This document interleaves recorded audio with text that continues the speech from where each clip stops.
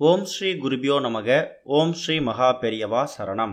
₹1 கூட செலவு பண்ணாம நம்ம வீட்டில் இருக்கிற பொருளை வச்சு இந்த 3 தானத்தை பண்றது மூலயமா குடும்பத்துல முன்னேற்றம் ஏற்படும். நோய் நொடி இல்லாம சந்தோஷமா வாழ முடியும். மகா பெரியவா செய்ய சொன்ன 3 எளிய தானங்கள். ஒரு நாள் பக்தர் ஒருவர் மகா பெரியவா தரிசனம் பண்றதுக்காக வரார். அவர் முகத்துல ஏகப்பட்ட கஷ்டம். எப்படியாவது குடும்பம் முன்னேறணும், தான் குடும்பத்தில் இருக்கக்கூடிய யாருக்கும் எந்த நோய் நொடி இல்லாம இருக்கணும் அப்படிங்கிற நம்பிக்கையோட ஒரு வேண்டுதலோட மகா பெரியவர் முன்னாடி நின்னார். தான் கஷ்டம் எல்லாத்தையும் சொல்லிட்டு மகா பெரியவர்கிட்ட அந்த பக்தர் சொன்ன விஷயம் என்னன்னா, பெரியவா, நான் எவ்வளவு செலவானாலும் பரவாயில்ல, என்ன தான தர்மம் வேணா பண்றதுக்கு ரெடியா இருக்கேன். ஆனா என் குடும்பத்துல முன்னேற்றம், நோய் நொடி இல்லாம சந்தோஷமா இருந்தா போதும் சொன்னாராம். அப்ப சொன்ன பெரியவா, எவ்வளவு செலவு பண்றதுக்கு ரெடியா இருக்கியான்னு கேட்டார். கண்டிப்பா இருக்கேன் பெரியவா. சரி, நான் சொல்லக்கூடிய தானத்துக்கு நீ காசுலாம் செலவு பண்ண வேணாம். உன் வீட்டில் நீயோ உன் ஆத்துக்காரியோ நேரத்தை செலவு பண்ணா போதும். முக்கியமா 3 தானத்தை நீ கண்டிப்பா பண்ணணும். முதல் தானம் என்ன அப்படின்னா, உன் வீட்டு பக்கத்துலயோ இல்ல உன் வீட்டு பின்னாடியோ எங்கேயாவது ஒரு இடத்துல எறும்பு புத்து இருக்கும். அந்த எறும்பு புத்துல ஒரு கைப்பிடி அளவு சர்க்கரை, அதாவது சுகர், அதை எடுத்து கொண்டு போட்டுரு. அங்க இருக்கக்கூடிய ஜீவன்கள்லாம் அந்த சர்க்கரையை சாப்பிடும். ஒருவேளை சர்க்கரை போட முடியலையா, ஒரு கைப்பிடி அரிசி, அது கூட கொஞ்சம் வெல்லம், வெல்லம்னா சர்க்கரை பொங்கலுக்கு பயன்படுத்துறது, அது ரெண்டுத்தையும் மிக்ஸ் பண்ணி அதையும் கொண்டு எறும்பு புத்துல போட்டுரு. இல்லையா, எங்கேயாவது ஒரு ஓரமா வீட்டோட தோட்டத்து பக்கம் வச்சுடு.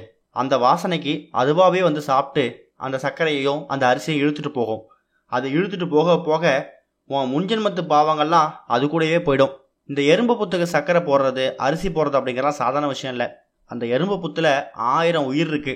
ஒரு 10 பேருக்கு கூப்பிட்டு நீ வீட்டில் அன்னதானம் போடுறதும், ஒரு எறும்பு புத்துக்கு கைப்பிடி அளவுக்கு அரிசி போடுறதும் சர்க்கரை போடுறதும் ஒன்று. 1000 பேருக்கு அன்னதானம் பண்ண ஒரு பலன் உனக்கு கிடைக்கும்.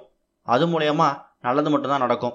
அடுத்ததாக ஒரு முக்கியமான தானம் என்னன்னா, காக்கைக்கு உணவளித்தல். இது பொதுவாக எல்லாரும் சொல்கிறது தான், பித்து சாபம் போகணுன்னா காக்காவுக்கு சாதம் வைங்கன்னு.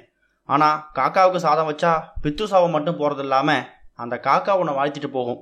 டெய்லியும் மதியம் சாதம் வடித்த உடனே அதை எடுத்தோடனே போட்டு சாப்பிடாம கொஞ்சம் ஆற வச்சு சும்மா ஒரு 4 பருக்க அதை எடுத்துகிட்டு போய் காக்காவுக்கு வை. காக்கா வந்து அதை சாப்பிடும்.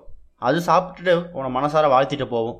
ஒரு பக்கம் உனக்கு பித்ரு சாபமும் போயிடும், இன்னொரு பக்கம் ஒரு உயிருக்கு நீ தானம் பண்ண பலனும் உனக்கு வந்து சேரும். ஒரே இதில் 2 விஷயம் நல்லது நடக்குது.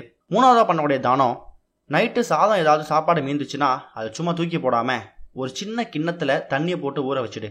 காலையில் எழுந்து அதை எடுத்து குப்பத்தொட்டில் போடாமல் வேஸ்ட் ஆக்காம அதே சாதத்தை காக்காவுக்கு வை. அதையும் அந்த காக்கா சாப்பிடும். இப்படி 3 முறையில் ஏதாவது ஒரு தானம்.